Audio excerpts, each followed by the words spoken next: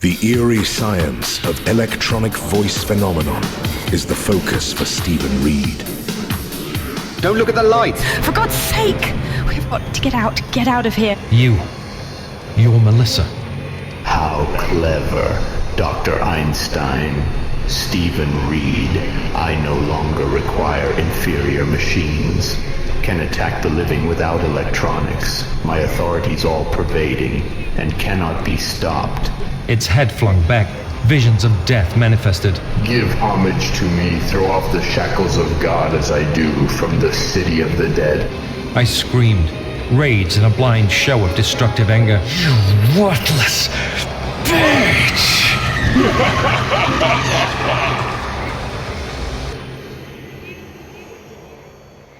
You're trying to reach out to, someone who's passed, but instead of like a Ouija board or something, you're using radio. Kind of eerie, right? Yeah.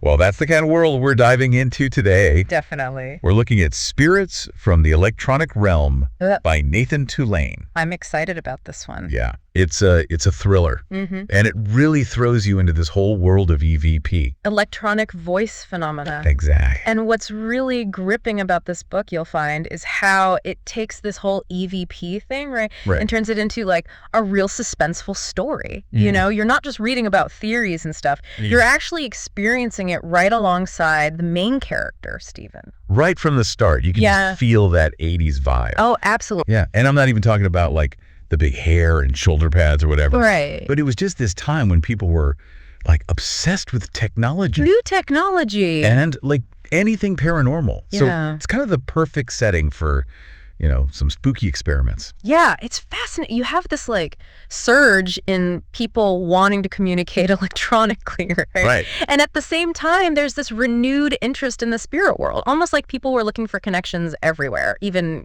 Beyond the grave, yeah. Exactly. And that's where we find Stephen. He's a normal guy. Just finished his military service. Living in London, trying to figure out life after coming home. Right. So not some like ghost-obsessed hermit. No.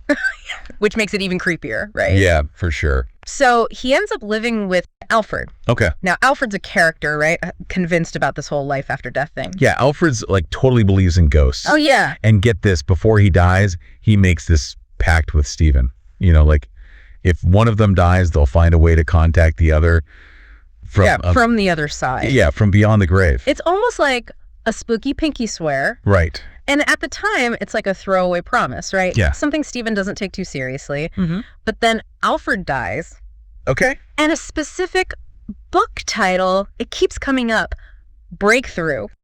Breakthrough is a real book by Konstantin Radiv. And it's considered like a foundation in the whole world of EVP. Okay. He documented all these experiments about capturing spirit voices on recordings. Really? Yeah. And his work had a huge impact. I mean, you could say it's the reason things happen the way they do in the book. Wow. It's like Stephen found like a guidebook for talking to ghosts.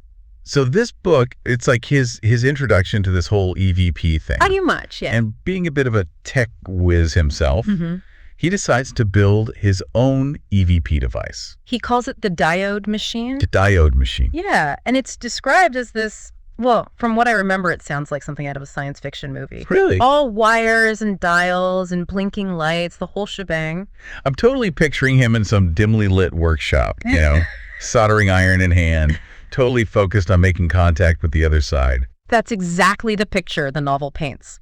And just as Stephen flips the switch on his DIY ghost hunting gadget, ready to see if anyone's out there listening. Ready to see if anyone or anything answers his call. So does anyone answer? You really got to hand it to Tulane. Yeah. The way he builds suspense, it's like you're right there with Stephen, waiting with bated breath, and then a voice cuts through the static, clear as day. No way. A woman's voice.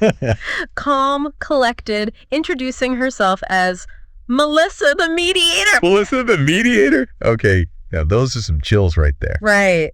Talk about a spine-tingling introduction. So Stephen goes from, like, skeptic to full-on believer. Just like that. And you think, okay, maybe this is it. Maybe this is the breakthrough. But this is a horror novel, right? So things can't stay all peaceful for long. They're catching on quickly, and that's where Tulane excels, you see. Okay. It's this slow build of dread. Like how so? Remember Tiger, Maria's cat? Yeah, what about him? Starts acting weird, like really weird, almost like possessed. Oh, no. I don't like where this is going. There's this palpable tension in the house, and it just keeps escalating. So it's not just the cat then. It's like the whole atmosphere of the house changes. Exactly. It's like this oppressive presence is seeping into everything. So what about these EVP sessions? What's Melissa saying? Is she giving Stephen any answers about what's happening? Well, that's the thing, isn't it? What is it? You have this line between communication and manipulation. Okay. And it gets blurred. Yeah. Because remember that pact Stephen made with Alfred about reaching out from beyond the grave? Yeah, the spooky pinky swear. Well, a voice claiming to be Alfred, it starts coming through. No way. So it's Alfred? Is it really him? That's the question that haunts this whole section of the book. Okay. Because this voice, this Alfred personality, as Stephen calls it, Yeah. it starts giving all these details about Alfred's life, things that are just plain wrong. Oh, it's messed up. Like deeply unsettling. So what is it then? Some kind of copycat spirit? Well, this is where the novel takes a fascinating turn. Okay, then listen. It introduces this concept of different spiritual planes, right? Okay. And the lower astral plane. Well, let's just say it's not a place you want to book a vacation to. You're saying it's inhabited by something more sinister. Entities with scores to settle. You know, the kind with bad intentions. Okay, so you're saying this Alfred Yeah. might be some kind of like malevolent entity. It's a terrifying thought, right? Yeah, seriously creepy. And it makes you question, like, who or what are we actually connecting with through EVP? So wait, what does Stephen do? Does he just like run for the hills?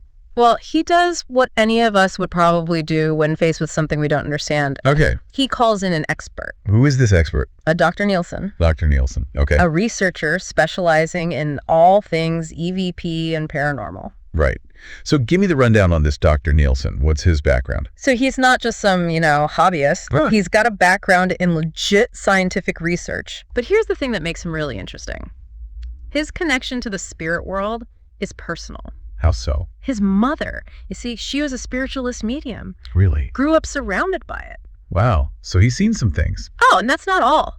He dealt with a case eerily similar to Stephen's before in France. Okay, so he knows what he's getting into. You'd think so, wouldn't you? Yeah. But as soon as Dr. Nielsen arrives, What happened? it's like instead of calming things down, Uh-oh. it throws fuel on the fire. What do you mean? The paranormal activity, it escalates. Oh, Full-blown haunting. you're kidding. Like these entities see him as a threat, Yeah. and they're upping the ante. That's intense. Objects flying across the room, lights exploding, you name it. Oh, man. It's like something out of like Poltergeist or something. It's as if the barrier between the physical world and the spirit world, it's thinning. And not in a good way. Precisely. This is crazy. Does anyone make it out of there alive? So last we left off, things at Stephen's place were, well, let's just say a bit out of control. Poltergeist activity going crazy, Dr. Nielsen caught in the middle of it. What happens next? Does anyone survive? Well, the tension in this part of the book, it's palpable.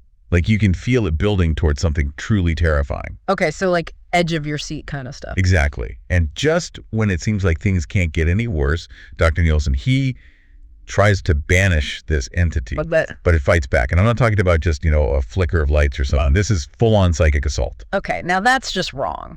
And if that wasn't bad enough, Melissa, she decides to make a grand entrance. Hold on, she actually like appears in the flesh. You got it. Materializes right there in the room.